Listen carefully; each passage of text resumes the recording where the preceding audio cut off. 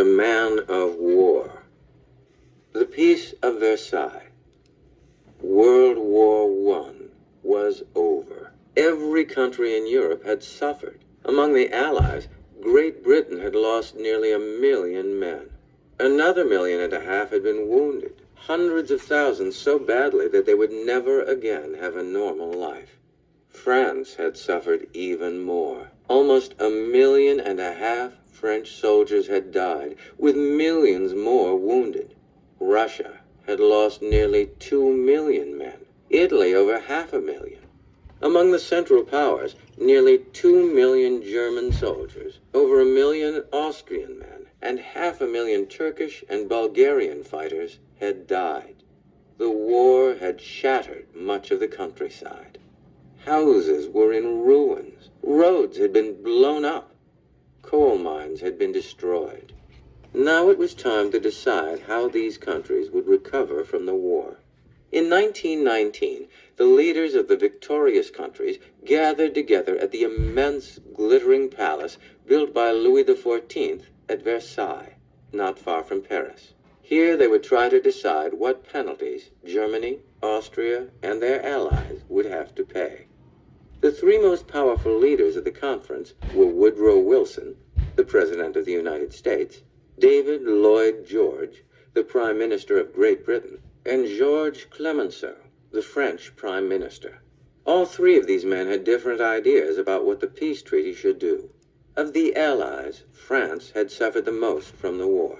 Clemenceau, the Prime Minister of France, had seen much of his country destroyed. He wanted Germany punished. England, too, had suffered. The people of England shouted, "Make Germany pay," at the British Prime Minister, Lloyd George, whenever he went out in public.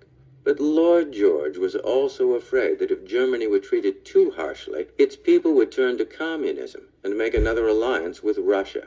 He didn't want the Germans to feel so desperate that they were willing to become a communist country. Great Britain had always been a little bit afraid of Russia. It was huge and well armed, and it always seemed to be getting bigger. Now that Russia was communist, Great Britain was even more worried about it. What if the Communist Party decided to spread communism through force by conquering other countries in Europe? If Germany and Russia allied together, they might make an unbeatable enemy. Woodrow Wilson of the United States had a third set of ideas. He too agreed that Germany should be punished, but he thought the most important job of the meeting in Versailles was to figure out how to keep such a war from happening again. He believed that the countries of the world should join together to work out an agreement that all countries would honor. This agreement, he thought, should have 14 different points, but 3 of the points were the most important. Number 1, all countries should try to make their armies and their collections of weapons smaller. Number 2, every nation should be able to govern itself independently. Number 3, and every country should belong to an organization called the League of Nations. The League of Nations would act like the parents of a big, argumentative family. If 2 countries argued about something, they wouldn't start a war over it any more than 2 siblings should settle an argument by a fist fight. Instead, the countries would bring the problem to the League of Nations. The countries in the League would discuss the problem, decide what should be done, and tell the hostile countries to do it. Wilson thought that a League of Nations might stop a world war from ever happening again. When the 3 leaders and representatives of the other countries that had fought in World War I all got together at Versailles, they agreed on 3 important points. First, the other leaders agreed that Wilson's idea about the League of Nations was a good one. The Versailles Peace Settlement, a document that both the winners and the losers of the Great War signed, formed this League of Nations. Second, they agreed that the Versailles Peace Settlement would rearrange the whole map. When World War I began, the large country of Austria, land that had once belonged to the Holy Roman Emperor of the Middle Ages, lay just east of Germany. Remember, Austria was also known as the Austro-Hungarian Empire, because the people in the eastern half of it had insisted that, although they would pay allegiance to the Austrian Emperor, they wanted their part of the empire to have its own name. Austria-Hungary, and its own separate constitution, even though both countries were ruled by the emperor and the same army. The countries of Croatia and Bosnia lay within the borders of the Austro-Hungarian Empire. Just south lay the independent countries of Serbia and Montenegro, and to the east, Bulgaria, with the Russian territory of Romania above it. Greece, on the south of the peninsula, and Albania, just above it, were independent countries. The Peace of Versailles changed almost all of this. First of all, Austria would be divided into two parts. From now on, the empire would be two separate countries, Austria to the west and Hungary to the east. A big slice of land across the top of both was taken away and made into a brand new country called Czechoslovakia. On the bottom half of the Austro-Hungarian Empire, Croatia and Bosnia were taken away from Austro-Hungary, put together with Serbia, and made into yet another brand new country called Yugoslavia. Montenegro was also folded into Yugoslavia. Only Albania and Greece got to keep their own land. Bulgaria, which had sided with Germany, would also be punished by losing some of its territory. Land in western Bulgaria would be pulled into the new country of Yugoslavia as well. So this new country would have people from 5 different old countries in it. And what about the Turkish Empire, which had also sided with Germany? The only part of the Turkish Empire left to the Turks was Asia Minor, the land that today we know as the modern nation of Turkey. France and Britain divided up the Turkish land south of Asia Minor. The land along the eastern coast of the Mediterranean Sea went to France. Britain claimed the land north of the Arabian Peninsula, all the way over to the border of Persia. 10 years later, in 1929, Britain would divide part of this land that once belonged to the Turks off and name it Iraq. The Empire of the Ottoman Turks, an empire that had governed in the East for centuries, was no more. It would become the Turkish Republic instead. Rearranging the whole eastern part of Europe was the second task of the Peace of Versailles. The third was the punishment of Germany. Germany had to give up huge amounts of its empire. The northern part of the empire was divided up. Some of the land went to Poland, which lay on Germany's eastern border, between Germany and Russia. Some went to Russia itself. Other parts of Germany were given their freedom and became the independent nations of Lithuania, Latvia, and Estonia.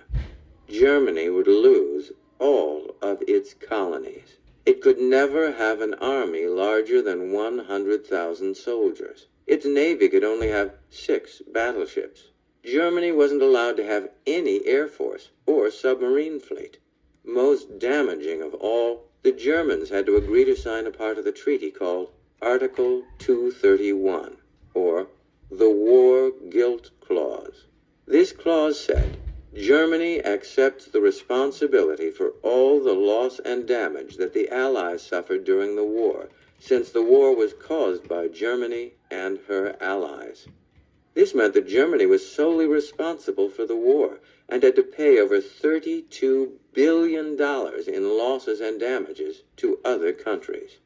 The German representatives were furious over this clause. Germany too had suffered during the war. If Germany had to pay all of this money, the country would never be able to recover. And why was Germany being blamed for the entire war when it had actually started over on the Balkan Peninsula? But the Allies refused to budge. Each one of the leaders had gotten what he wanted.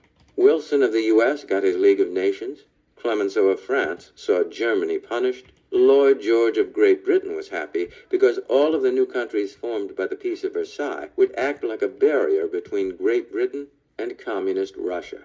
Unfortunately, the Peace of Versailles led to a lot of trouble.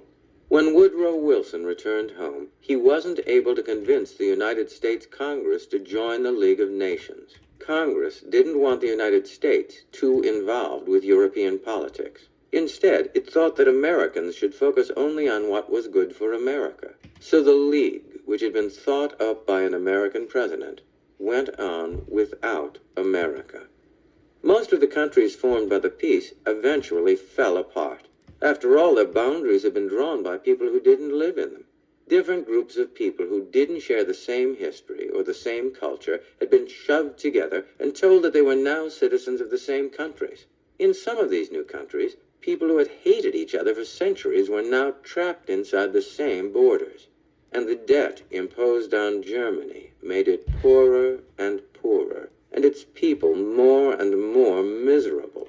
In a few years, the German people would be ready to listen to anyone who offered to revenge the wrongs done to Germany, and who promised to make their country great again. The rise of Joseph Stalin. Okay, so that is the end of part 1 of the Peace of Versailles. And so I am going to now go through the answers to the questions with you. I'm sorry, I'm looked such a wreck. I am been out doing sheep. Okay, so the Peace of Versailles. So number 1, the 5 countries that suffered badly from World War I were Great Britain, France, Russia, Italy, Germany, Austria, Turkey, and Bulgaria. So it actually wasn't 5 countries. Sorry, it is 4, 5, 6, 7, 8. So 8 countries. Okay, what 3 powerful leaders gathered? It was the President of the U.S., Woodrow Wilson, the Prime Minister of Great Britain, which was David Lloyd George, and the Prime Minister of France, George, I don't even know how to pronounce his name, went to Versailles. Okay, number 3, he wanted Germany punished. Number 4, Russia. Number 5, communism. Number 6, war. Number 7, list the 3 points that Woodrow Wilson wanted in an agreement between countries. He wanted that all countries should make their armies and their weapons collection smaller. Nations should govern themselves, and countries should belong to the League of Nations. Okay, number 8, countries. Number 9, Austria. Oh, sorry. It was called the Versailles Peace Settlement. Austria was divided into Austria and Hungary. Number 11, Czechoslovakia was formed out of the top of both. So the answer there would be Czechoslovakia. Number 12, what new country? Yugoslavia. Turks kept Asia Minor, and it became the Turkish Republic. 6 ways in which Germany was punished. A and B are already there. C was it had to have fewer than 100,000 soldiers in its army. It could only have 6 battleships. It couldn't have an air force or submarine fleet. 16, whom did the war guilt clause blame? Germany. 17, why did the war guilt clause make Germany angry? A is already there, and B is Balkan. No, Arabelle, stop. Why didn't Congress, number 18,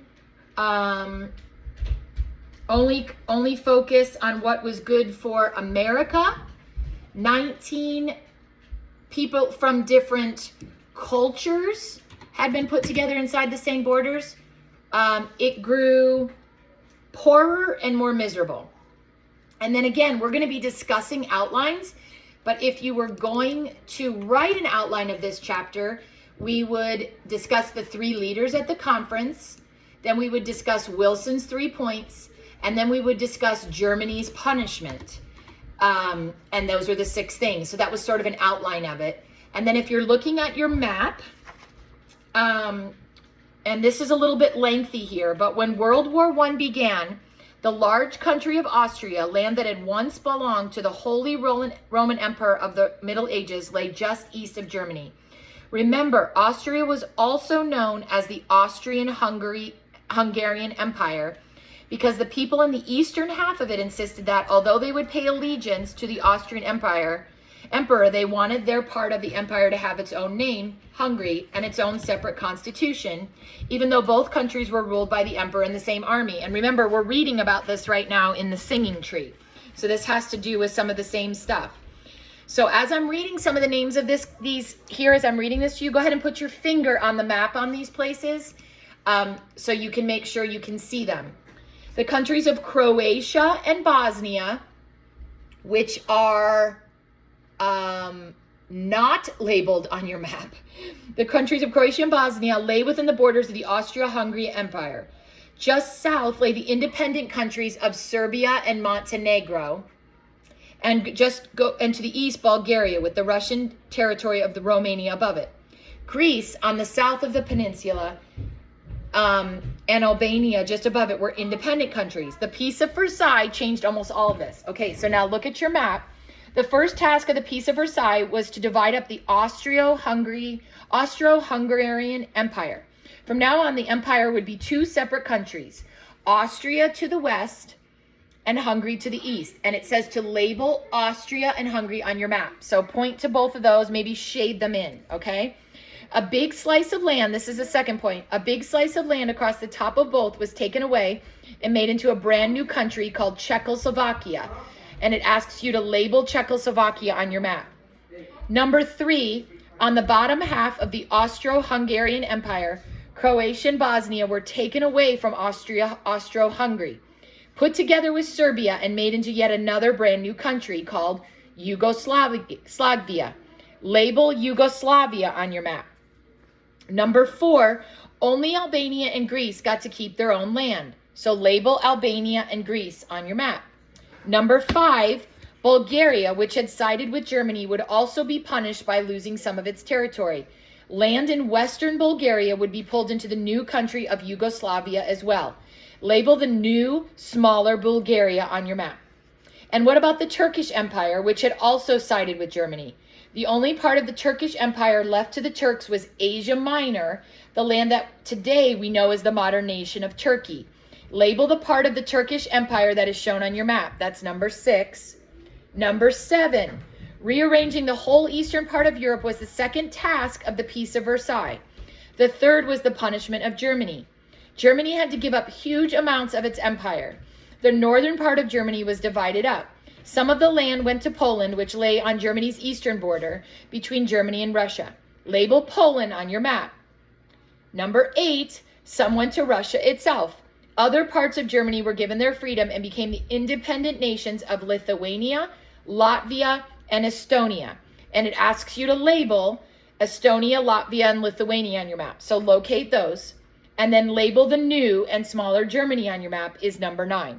So it's a pretty complicated map. I made it a little bigger for you on your paper because this was sort of an important, detailed section. And so that is the end of the first half of chapter 23.